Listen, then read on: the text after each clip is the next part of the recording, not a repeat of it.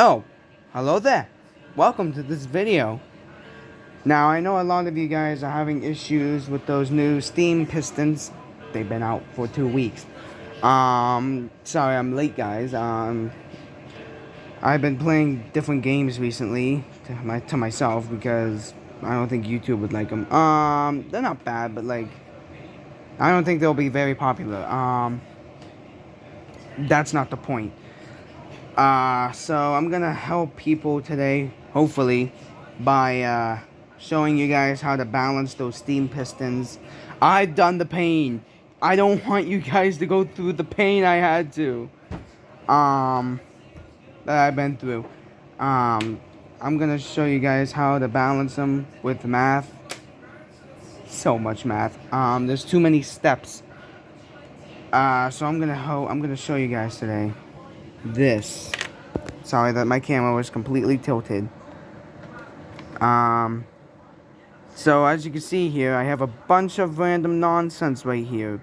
Bunch of nonsense. So we're going to take a look at this formula, which I completely have flipped around. This should be on the top, and this needs to be below.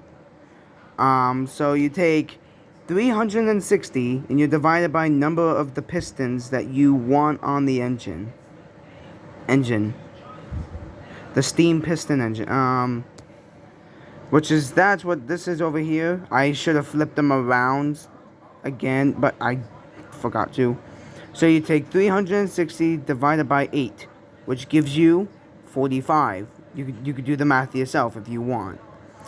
But this doesn't have to be particularly 8. This is the number that you want on your piston engine. Let me rewrite it real quick, because this is gonna probably confuse a bunch of people.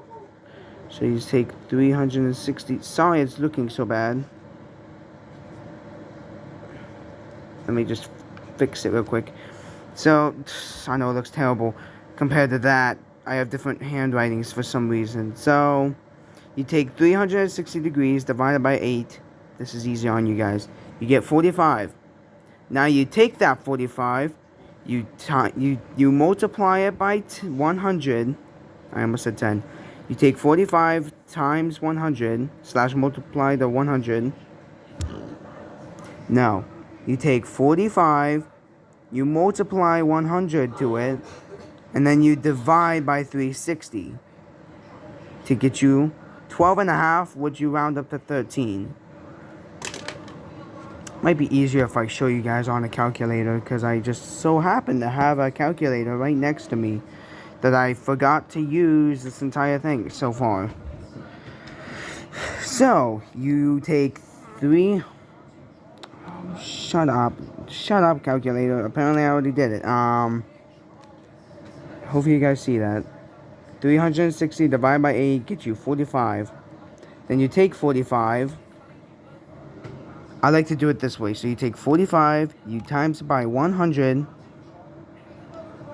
100, which is... Now, warning, you get big numbers. Of course you get big numbers. You're multiplying by 100. You get 4,500 with this. Now you take that big number, or the thousands number, and you divide it by 360 degrees.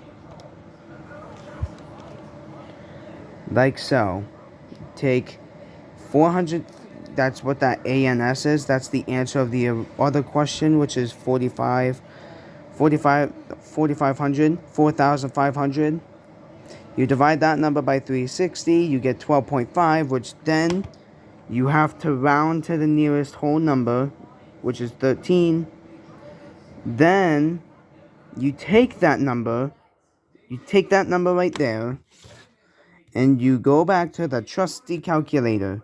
Calculator is very nice for this. I don't think it's a good idea to do this all in your head. There's too many steps. So now you take that 13, you start with negative 50, because that's the lowest value you can get on those pistons. It's actually 0.5, yeah, 0.50, 50, negative 0.50. So that's why I'm using the normal numbers instead of the point, because it might confuse a lot of people if they see me times by something to get the number. Fractions are messed up, but it's easier this way. So you take that number, you add 13 to it. You see, you have answers for 1 and 2 piston. And then you take that number and you keep adding 13 to it. So 24, that's the 3rd piston, 4th piston, 5th piston, 6th piston, 7th, and then 8th piston.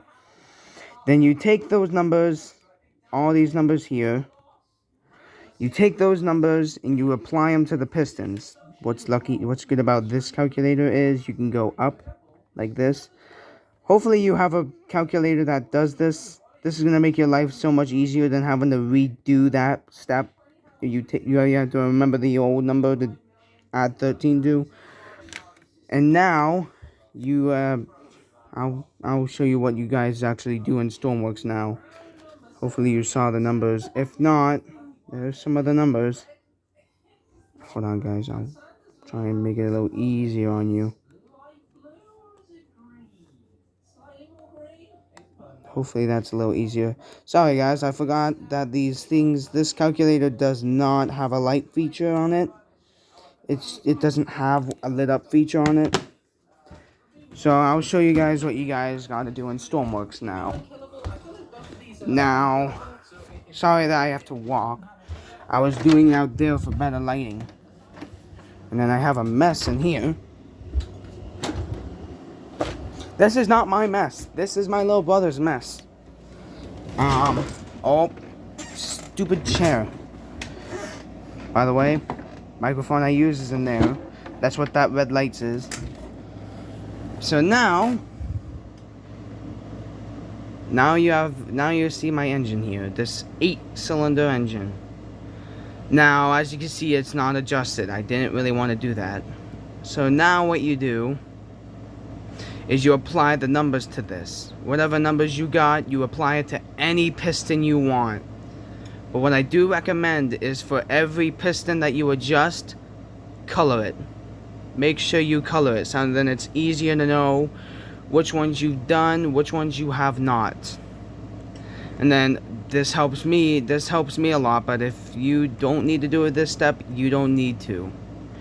What I like to do though is I like to have dark colors for negative, positive for positive, or brighter colors. Lighter colors are positive, darker numbers are negative. But you don't have to do that. You could just you just have to paint one of them different colors, and then you know which ones are adjusted, which ones are not. I hope this video helped a bunch of you guys with the new steam pistons and how to balance them, make sure they run okay, not like unbalanced, crappy, you know what I mean. But I hope this helps, and I'll see you in the next one. Bye bye.